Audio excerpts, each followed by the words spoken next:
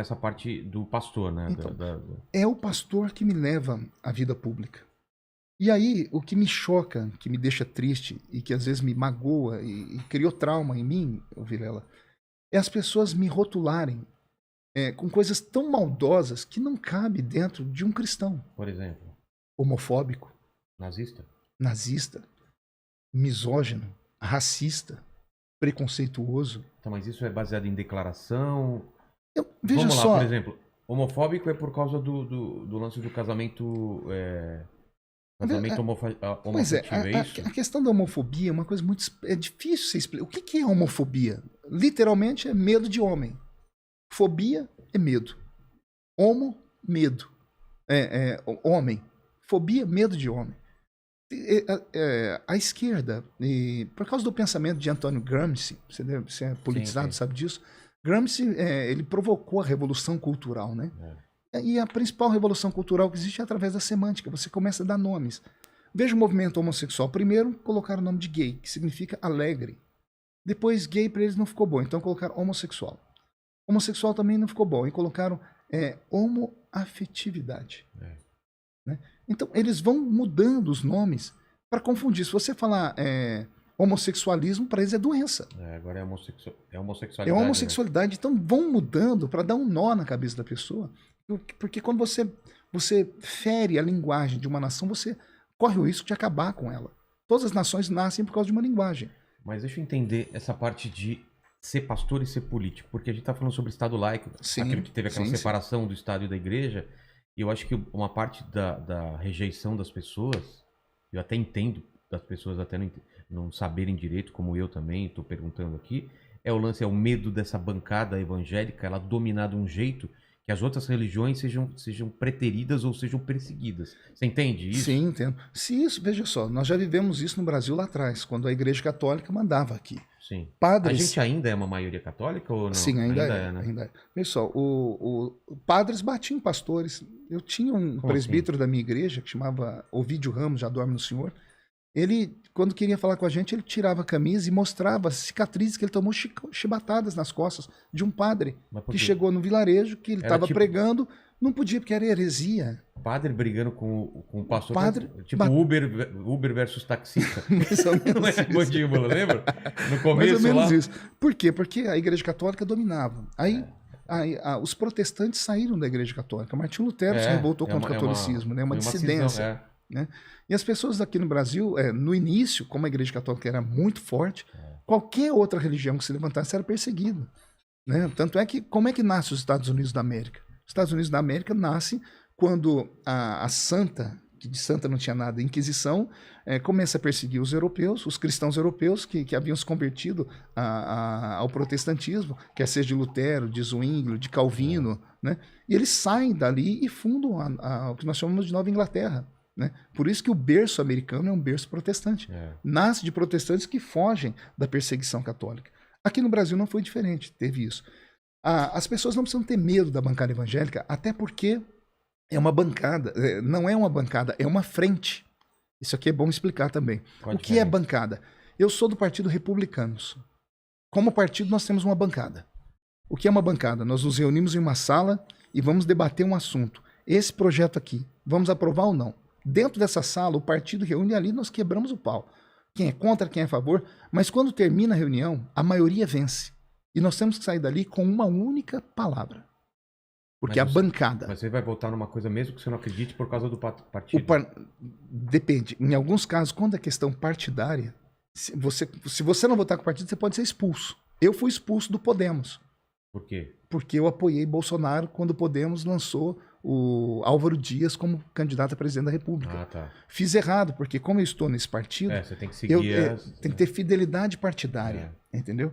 E como eu não fui fiel ao partido, o partido me expulsou por ter apoiado o presidente Bolsonaro. E quando o partido te expulsa, você fica sem partido? Fico sem partido, mas não perco os meus direitos. Né? Posso ir para qualquer outro partido. Né? Então, mas não pode ficar sem partido, ou pode? Não pode ficar sem partido durante o mandato todo, mas só que se você ficar sem partido, você tem dificuldade de, na Câmara, atuar. votar, participar das comissões, né? Porque é os partidos que detêm os cargos nas comissões, os espaços nas comissões, melhor dizendo. Tá, mas a gente estava falando do quê? Desse medo da bancada evangélica. Desse domínio da bancada. Não, mas porque aí nós somos... um partido... Sim, então, o partido é uma bancada. A frente evangélica não é. Por quê? Eu sou evangélico, pertenço à frente, mas sou do PRB. Então, isso que eu falo. Os evangélicos, cada um é de um partido. Isso, eles estão pulverizados nos partidos. Então, a frente evangélica, qual é a nossa força? A nossa força está no número dos votos. A gente pode chegar e bloquear qualquer votação. Não deixa aprovar nada. Quantos? 112 hoje. Isso, 112 é efetivo. É o maior número até hoje? Ou não? Ou Sim, já foi mais? Não, é o maior número. Esse número cresce comigo. Eu chego em 2010. Tinha quantos? Nós tínhamos 50. Tá. Em 2013, eu vou para a Comissão de Direitos Humanos, vem aquela pauleira em cima de mim, não sei se você lembra. Lembro. Claro. 90 dias de Jornal Nacional, manifestação contra mim, tal. Na eleição seguinte, em 2014, nós saímos de 60 para 80. Um crescimento absurdo.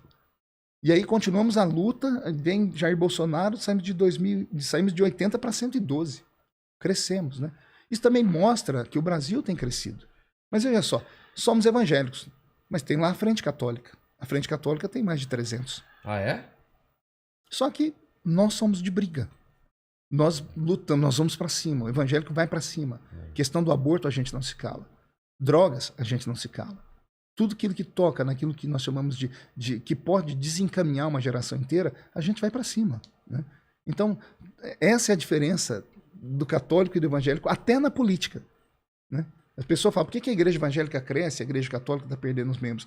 Porque o nosso culto é mais avivado, expansivo. Você é eleito e as pessoas esperam que você tenha esse tipo de atitude, né? Sim, eu sou eleito por um grupo. O que as pessoas não entendem, o Vilela, é exatamente isso. Nós estamos em um país democrático. O nosso Estado chama-se Estado Democrático de Direito.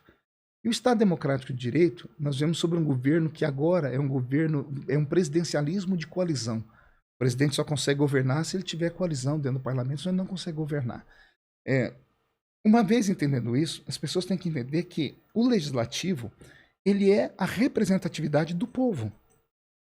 Quem votou em mim? Quem acredita em mim? Você pode não ter votado em mim, você não acredita em mim, então eu não te represento de verdade. Eu lembro que na época da Comissão de Direitos Humanos criaram aquela frase, Feliciano não me representa. Eles não estavam errados.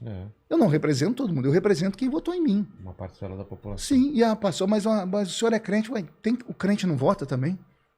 O Tiririca era analfabeto. O analfabeto não vota no Brasil?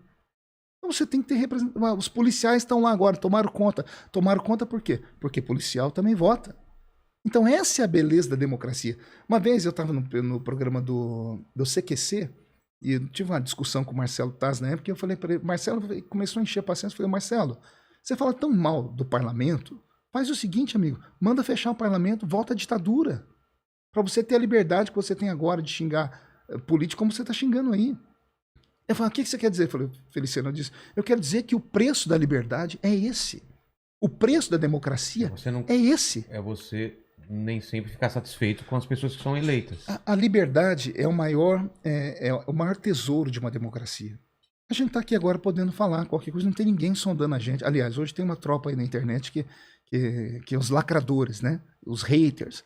Né? Mas eles não fazem isso de forma institucional, não é o governo que está te perseguindo, é a sua liberdade. Você é ativo nas redes sociais ou é sou muito. Ou é alguém que controla? Não, eu controlo uma equipe de, hoje, 8 pessoas. Não é porque eu tenho 8 milhões de seguidores. Então, mas é isso que eu te falo, como você lida com os haters? Os haters, eu ignoro, eu nem olho para eles. Não responde? Não, de jeito nenhum. Não respondo, às vezes não consigo responder nem quem gosta de mim. Como é que eu vou responder hater? Você não tem como fazer isso. Né? E outra, é a democracia. O problema não é a pessoa discordar de você, o problema é a pessoa partir para a agressividade.